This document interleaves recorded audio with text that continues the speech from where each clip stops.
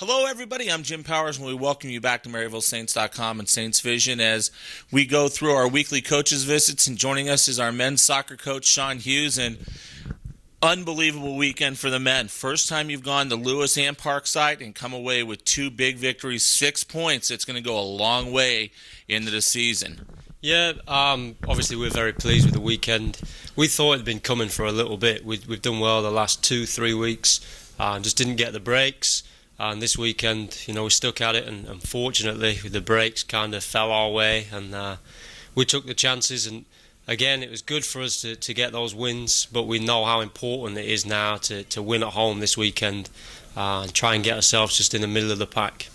Talk a little bit about the defense, and when you talk about a group that has given up one goal in basically 2.5 games because of the overtimes. Talk about those guys, and we'll talk about Christian here in a few minutes. Yeah, we identified when we first came in the need to tighten things up at the back.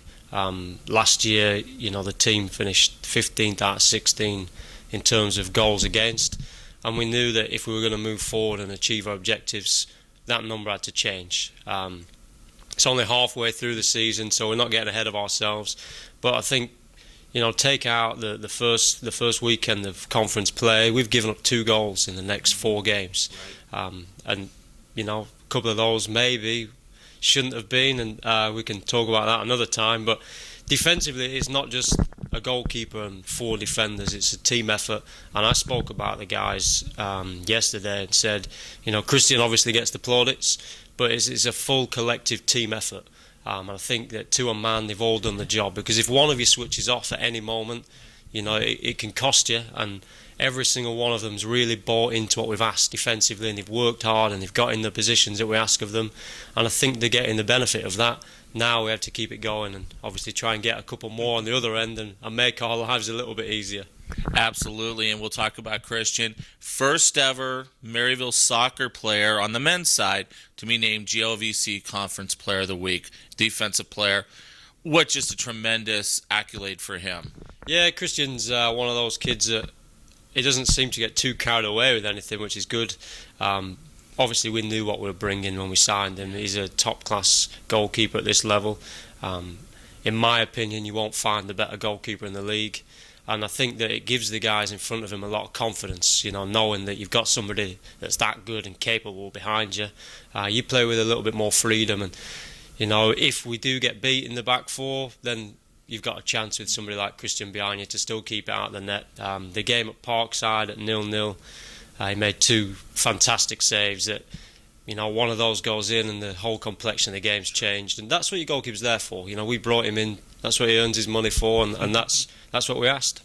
And really, when you look at the goal that was scored upon him last week, I don't think there was anybody that was going to stop that one. That was just one that was just a laser off the foot from about 10 yards out. Yeah, the one against St. Joel's, the kid hit it well, to be fair. My disappointing part from it was 2 or 3 seconds before that where we get ourselves outnumbered in a bad area.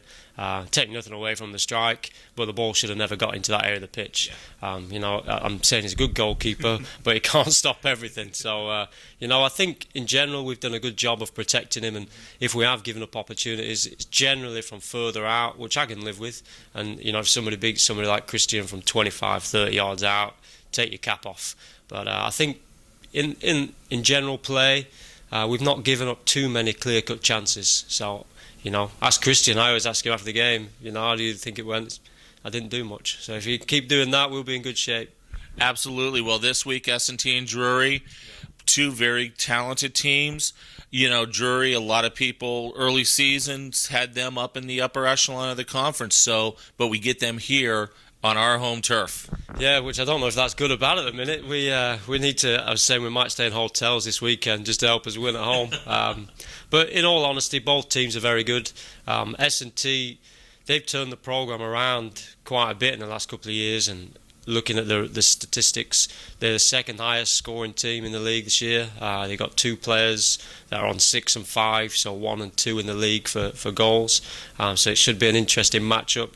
They've always been very well organised, so they'll be a tough, tough team to play against. Drury on the other side, team that went to the Sweet 16 last year.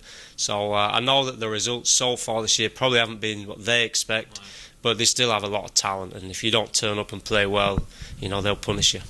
Outstanding. Well, we'll see you Friday afternoon down on the pitch here at Maryville. All right, thanks, Jim. Sean Hughes joins us. We'll have all the action on Saints Vision. We'll have the audio broadcast this coming Friday. The men will start off with the early game at 1:30, and then on Sunday they'll have the late game at 2:30 against Drury. We'll have all that action for you on Saints Vision. For Coach, I'm Jim Powers. Thanks so much for joining us on MaryvilleSaints.com and Saints Vision. Have a great week, and as always, go Saints.